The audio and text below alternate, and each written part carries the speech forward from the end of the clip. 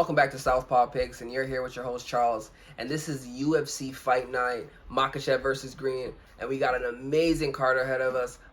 11 fights on the docket, tons of lightweight prospects. It's going to be a good show. Now, we're going to jump into the recap right quick. We went 8-4 last week on UFC Fight Night, Walker versus Hill. Took a shot on the dog. Man, Johnny Walker's chin is glass, and a guy I like to see progress is Jamal Hill, and I really hopped off of it. Thought this might be a spot to fade him. Jamal Hill, sweet dreams. Sorry, back on the bandwagon. Never gonna leave you alone. What a great showing for David Onama. Another guy I've been very, very, very interested in seeing progress in his career. Was able to have a quick conversation with him on Instagram. Humble dude. And just gave him my support going forward, and thanks for that play. Now, we took a minus 1.5 units last week, but I told you guys to go light. We're still plus 10 units, so our double digits this year, and I'm picking at a 73% clip in 2022. You got to love these numbers. You got to love this production. Now, let's get into the card this weekend. Moving on to the main event, which is a catchweight bout at 160 now.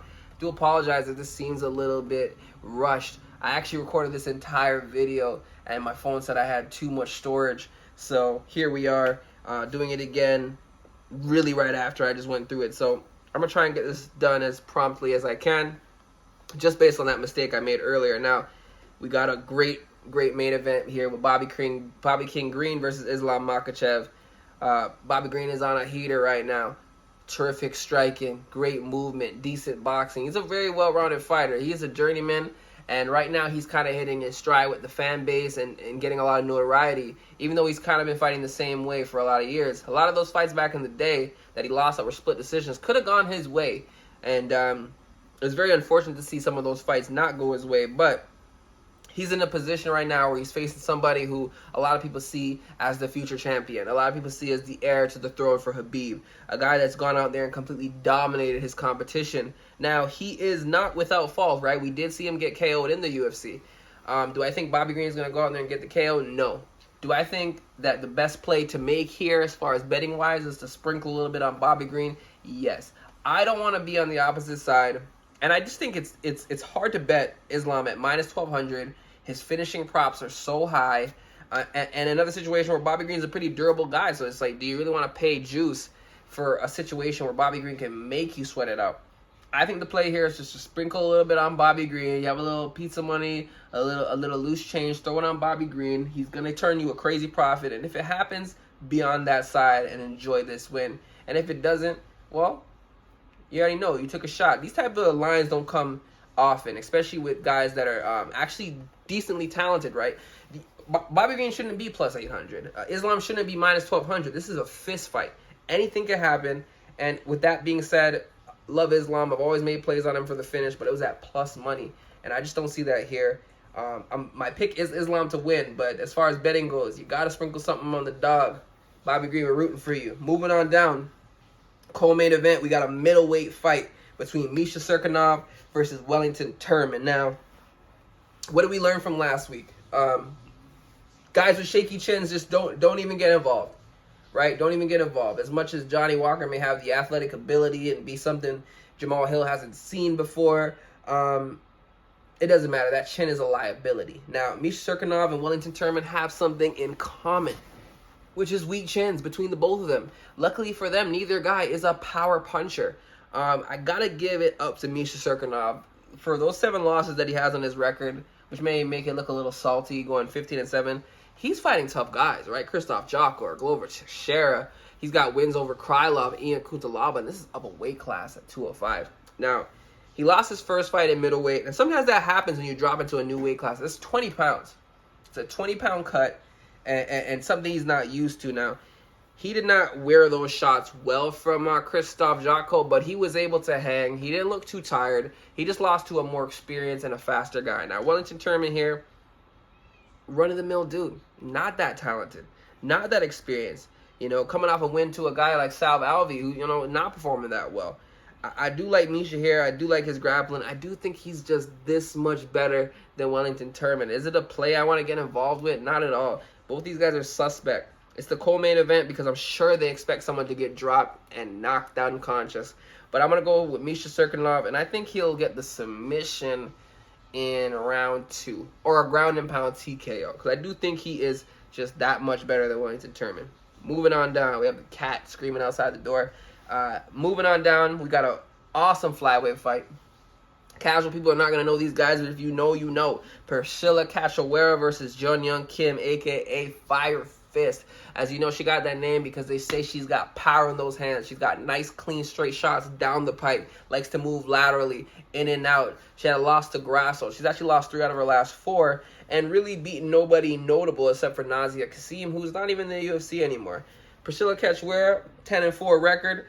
She's coming off a loss to Jillian Robertson who, on the mat, who's a nasty grappler, right? But prior to that, she got 2 back-to-back finishes. Gina Mazzani, Shauna Dobson. Now, we're looking here at the situation. It's in the apex. We know Priscila is a pressure fighter with power in her hands. She has the finishing upside. Is she going to walk into a shot of Jun Kim? It's possible. That option is available. But I'm going to say that Priscila Cachoeira is going to put the pressure on Jun Kim. I just don't see her laterally moving quick enough as she needs to be. And I like her as the dog here. This is solely a play on the dog. I don't think Jun Kim should be a huge favorite in this spot. And they almost have her as a 2-1. She hasn't shown me anything along the lines of being a 2-1 fighter in this spot. And seeing them face-to-face on the way-in. And this is also part of the reason why I think I'm going to move all my shows to just a Friday post-weigh-in, because this is where I get most of my, decisive picks here. You know, I give you guys the breakdowns and early leans, but I do think it was kind of a waste of a spot early in the week, so we're going to consolidate it down here. I loved how Priscila sized up. She looked thicker. She looked stronger. Got even a bigger noggin on her head, and I like her this spot to put the pressure on Jun Kim. I don't think she'll get the KO here, but I think she can win a tough decision, 29-28, and I'm going to go with Priscila Cachoeira with the upset. Moving on down, probably one of the more exciting fights on the card here. We got Arman Tsarukyan versus Joel Alvarez. Now, these are top lightweight prospects. This is a matchup where we're probably going to see this again in the future if both guys are able to maintain win streaks in this dangerous division. Joel Alvarez is a monster. He's 6'3", and he makes it to 155. I don't understand. He missed weight his last 2 fights, so maybe that's been benefiting him as far as the win streak has been going. But Arman Tsarukyan isn't no stranger to missing weight too. They both had issues. They're both big cats getting down to 155, but Joel Alvarez is a little bit bigger. Now, Arman has always come in as the favorite, massive favorite in all these fights. Joel Alvarez has always managed to come in as the underdog at this very similar number, this 2-1 number. I don't know why he's lacking respect out here. His only loss recently is to Demir Ismagulov, who is a monster. And Arman Tsarukyan's only loss recently is to Islam Makhachev, who's headlining the card. This is a coin flip. And because it's a coin flip, and we got the guy in Joel Alvarez with the size advantage, with submission ability, so that can counter the grappling in Arman Tsarukyan, and we already seen him come out fresh. He fought recently. Arman fought recently. And Arman wasn't able to train in America Top Team this time. So he had to do his camp all the way in Armenia. And I think that's a big deal. I think being in America Top Team, you get all those looks. It can help you out as far as training goes. I like Joel Alvarez as the dog here. And I'm going to go up with him. He's been nice to me. I bet on both these guys, but who's been more profitable? It's been Alvarez. And I like Alvarez in this spot. And I'll say he wins by submission in the second round. Moving on down, we got a middleweight bout between Gregory Rodrigues versus Arman Petrosyan. Now, Arman Petrosyan got me paid on the Contender Series. I had a big fat bet on him against that Bulgarian cat. Was undefeated, came in there, did exactly what I expected. Gassed himself out with the rustling, and then Petrosyan put him out. Dribbled his head off the cage. It was a nasty KO. Petrosyan got an amazing kickboxing background. Now, it's very interesting. Gregory Rodrigues, even though he's on a 4-fight win streak and he's won 4 out of his last 5, I actually lost on him in the Contender Series, getting KO'd by Jordan Williams. Now, I'm going to leave that up to just getting caught, and it can happen. But a guy with power in his hands, very similar to Petrosyan. Although Jordan Williams has been looking horrible recently, I kind of think if that fight gets run back 10 times, Gregory Rodrigues comes out with the win. In the meantime, he's been getting KOs over Molotov, KO over Josh Friend, who's going to be in the UFC very shortly, KO over Jung Young Park, which was fantastic. Jung Young Park's an amazing opponent. Dusko Todorovic winning a unanimous decision. I just like the grappling upside for Gregory Rodrigues. I like that he has such great jiu-jitsu. He's not super reliant on the wrestling. I like how active he's being here. And he has the reach advantage in the spot. He's a big dude. Very talented on the ground, and he's got power in his hands. I like Gregory Rodrigues here, but we've seen his chin get touched. And let me just verify before I say this. Is this the first time he's been KO'd? No, he got KO'd in his debut, but that was a long time ago, about 8 years ago. And I think he gets the win here. And I think he wins by ground and pound in the later rounds, probably the third round. Because Petrosyan, very nasty kickboxer, and he's got some decent ability to ward off takedowns. Now, moving on down, like I said, Gregory Rodrigues by TKO. Moving on down, we got a lightweight bout between Ignacio Bahamondes versus Rong. Now, both these guys lost their UFC debuts. Both didn't look like themselves. And then bounced back with wins. Now, Rong winning a fight on short notice to Brandon Jenkins, not that impressive, but he showed a great grappling display. But it could just be because Brandon Jenkins was just so wild and putting himself in these positions to get taken down. And then we have Ignacio coming off that nasty spinning back kick on Roosevelt Roberts, but even him just not looking like himself in that regard. Rong has power. He's just a bit younger. You know how the Chinese prospects are. They don't quite live up to what we're expecting here. But as far as just the progression, I just think Ignacio Bahamondes is just progressing just a little bit faster than Rong in this spot. Do I think he deserves to be a 2-1 favorite? No. Do I think the fight is a lot closer than the odds indicate? Yes. But I'm going to go with Ignacio Bahamondes. Very similar to the Joel Alvarez side, the size, the length, and the ability to defend takedowns if need be. Having the grappling advantage. Obviously, Joel Alvarez has way more tools to the grappling, but Ignacio has proven to be tough to take down, and I don't think Rong Shu's going to get these takedowns here. Valley Flow Systems, they've produced some great wins this year with Bilal Muhammad and Julian Pena. I like Ignacio Bahamondes to win a unanimous decision. Close one, though, 29-28. I would not be surprised if Rong wins. You know, am I taking a shot on the dog? No, but I would not, wrong anybody for taking a shot on the dog. I mean, he's 21 with 23 professional fights. That's a lot of experience. But moving on down, we got a featherweight bout between Josiane Nunes versus Ramona Pascual. Ramona Pascual is taking the fight on short notice, but she is the naturally bigger woman. Now, I tried to fade Josiane Nunes last time with the bigger woman, with Bay Malecki, who had probably a foot in height and a foot in reach. And it did not matter. At the stout size of 5'2", she's got some long arms for her size. She wings bombs. And when she connects, she rattles these girls. Now, Ramona Pascual is coming off a 4-fight win streak. She's looking good. I just think in this spot, maybe, too short of a notice to jump in against a killer in Josiane Nunes, who's only lost to Talia Santos, who I think Talia Santos is going to give Valentina a run for her money in that next fight. And I can't wait for that fight to be announced because who's next? Talia Santos is next at flyweight. But we're not talking about flyweight. We're talking about featherweights here. And both girls I don't think are going to be staying at this weight class, but they're doing it because of the short notice nature. Ramona Pascual is coming off a fight last month, right? I got a KO. She's a decent-sized woman, 5 inches in height, but she has a 1-inch disadvantage per Tapology. I just like Nunes' power in her hands. I like her finishing ability. I like how the octagon is small here. And unless Ramona can really showcase some grappling, I see her coming out of Syndicate, working with girls like Joanne Calderwood and Roxanne Modafferi, but I just don't see it happening here. Josiane is a tank, and she's got nasty power. I don't want to get involved as far as betting goes. I don't like the line, but if I am making a pick here, Josiane Nunes, and I like her by KO. She's a little monster, man. Moving on down, we got a lightweight bout between Terrance McKinney coming off the fastest KO in lightweight history, facing Faraz Ziam, a.k.a. Smiley Killer. Now, this is very similar to the lightweight matchups of the card. Young, talented fighters here. very impressive. Very inexperienced, but very impressive. Terrance McKinney, you already know he has the grappling advantage as far as his background goes with wrestling.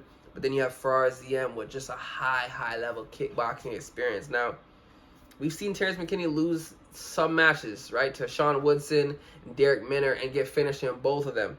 And he's coming off a quick 5-second KO of Matt Frevola. We really didn't see that fight play out.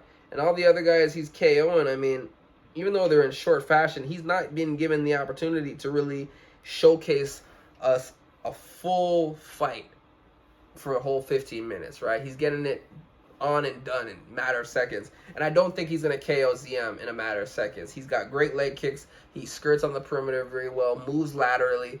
The one benefit I'll give to McKinney here is it's in the apex, so he will not have too much distance to cover if he wants to really put Ziam against the cage and just do a whole lot of cage work and clinch up. But I like Ziam here. He's fast, he's accurate, and I just feel like he's going to catch Terrance McKinney coming in with one of those flying knees or one of those nasty elbows. I mean, this guy's got so much striking repertoire.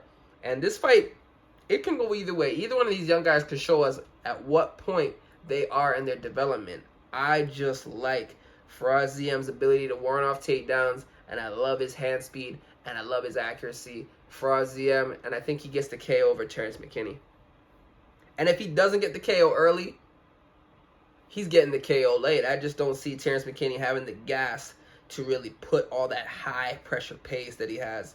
He's so hot in that first 60 seconds, and he's very dangerous. So if he doesn't end it in 60 seconds, I think he's in for a long night. I'm going to go with Ziam. Moving on down, we got a featherweight fight between Alejandro Perez and Jonathan Martinez. Now, I didn't know it was at featherweights until the weigh-ins, and they're both bantamweight guys, right? Jonathan Martinez had fights at featherweight, so you could say he's the guy that's more accustomed to fighting at this weight class. But Perez, I haven't seen him fight at featherweight before. You know, he's coming off losses to Song Yadong, where he got brutally KO'd, and a loss to Cody Stamann. These guys are high-level bantamweights. Now, Jonathan Martinez is legit. He got caught by Davy Grant with that body-head combination, but Davy Grant is legit. If you overlook that guy, he will catch you. He's got power in his hands, and he's a very well-rounded fighter. Now, that other loss here you see to Andre Ewell, it wasn't a loss. That was a complete robbery. The fight wasn't close, in my opinion, at all either. I would say Ewell maybe edged the first round, but the last two were clear cut for Jonathan Martinez. And one of the situations where I was actually surprised when they read out the verdict that he didn't get it. But I think if there's any lock on this card, and I use that lock term, it's very scarcity because these are fist fights. I think Jonathan Martinez is just way better than Alejandro Perez here. I think he's got those nasty teep kicks to the inside, great boxing combinations, great takedown defense. I just don't see how Perez is going to get to him and threaten him enough to make him, overswing or overcommit for Perez to get a takedown. And I think even when they get to the mat, that Martinez will surprise him with his ability on the mat. Martinez has showed the ability to scramble. He's nasty. He's got nasty hands, and I think he gets the KO here on Perez. Probably the number one parlay piece I can say for this card. Jonathan Martinez by finish. I don't think this goes to the third round. I'd be surprised.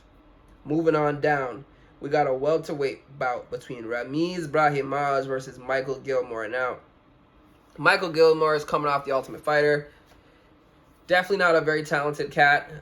Decent striking, but it has showed to have such a deficiency in the grappling department. And then you got a guy like Ramiz Brahimaj, who, I'm coming off a play where I just played him, and he looked horrible to me.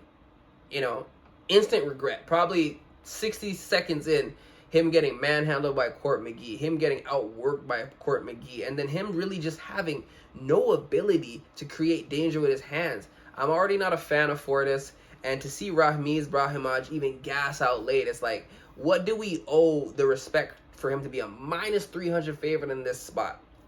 Because the clear indication is, he's a good grappler.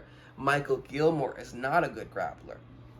The one win Ramiz Brahimaj has is to Sasha Palatnikov, who is out the UFC, right? his only victory in the UFC was beating up a debutant who gassed out later after getting destroyed for the first half of the round. He also got submitted by Impa Kasanganay, who is also out of the UFC, and someone who's not even a grappling specialist. So, I mean, am I that impressed? Ramiz Brahimaj got the submission when Impa Kasanganay got the same submission, who's not a grappling expert. He doesn't deserve to be minus 350. And I'm willing to put my prediction record on the line for this. I'm not going to go with the favorite. I just don't think Ramiz is cut out for this. I really don't. I don't think he's that guy. And Michael Gillmore is not that guy, but if there's one thing that I can say for certain is that there is a definite striking edge here for Michael Gillmore.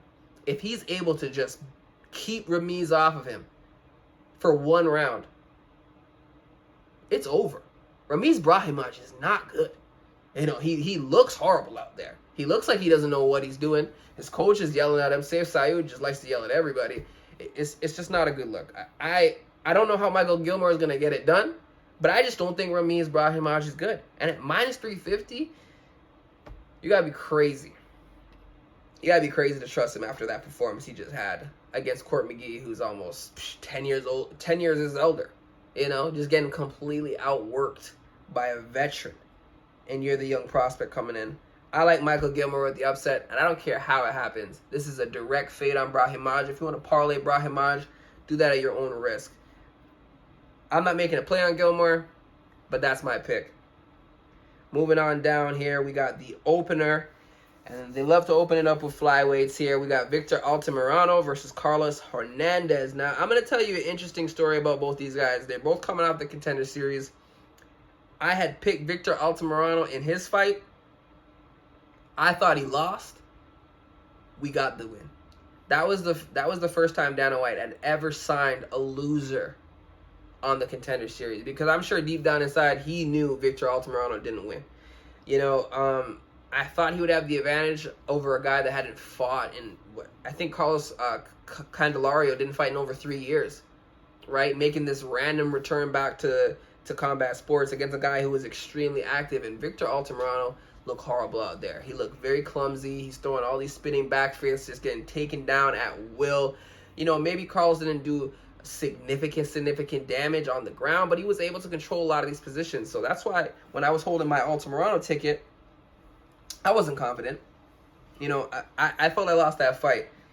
Was very surprised to hear that I won. So I'm not going to complain. You get the good bounces, you get the bad bounces. Now, let's go over to the Carlos Hernandez side of things.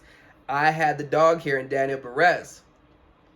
Now, I thought Perez won that fight, right?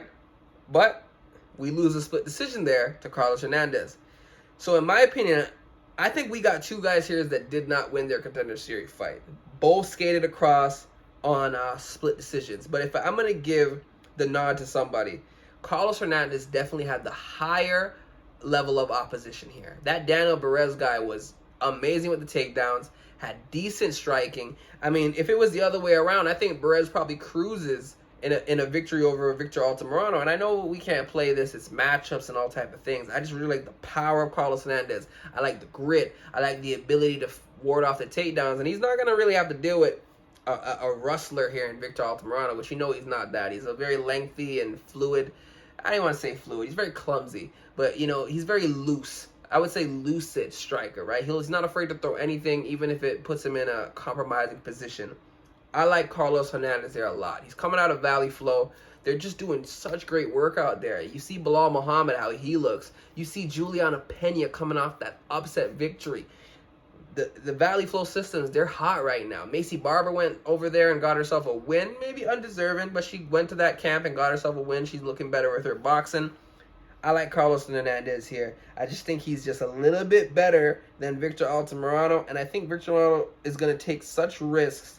He's going to put himself in a position to get caught and lose the fight.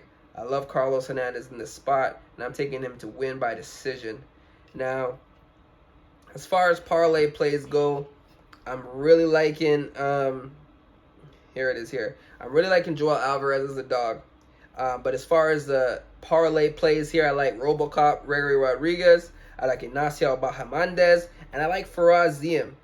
And then you package that up with Jonathan Martinez. That's a nice 4-leg But for higher unit measures here, as far as the play goes, the free parlay will be Gregory Rodrigues, Ignacio Bahamondes versus Jonathan Martinez, and I love them in their spots. We're going to have a single play on Joel Alvarez. We're going to have a single play on Priscila Cachoeira. I like a lot of these dogs on this card, but, you know, we got to give some respect to these favorites. Vegas is becoming very good at adjusting these lines now. They must got some guy watching tape, because it's not like how it used to be. A lot of these lines are extremely accurate, and this is a fist fight at the end of the day. So I hope you enjoyed coming back here to Southpaw Picks with the breakdowns. We're going to be consolidating all the episodes we did, the 3 in the week, and just put it into one. Have the quick recap in the beginning, do the breakdowns post weigh-in, because that's when I'm the most decisive with these picks anyways. So we're going to do the recap very shortly in the beginning, the direct decisive picks, and then we'll send you on our way and catch you back next week on Friday. So just want to thank you all again for showing up and watching Southpaw Picks. And let's go out and kill the bookies. Catch you later.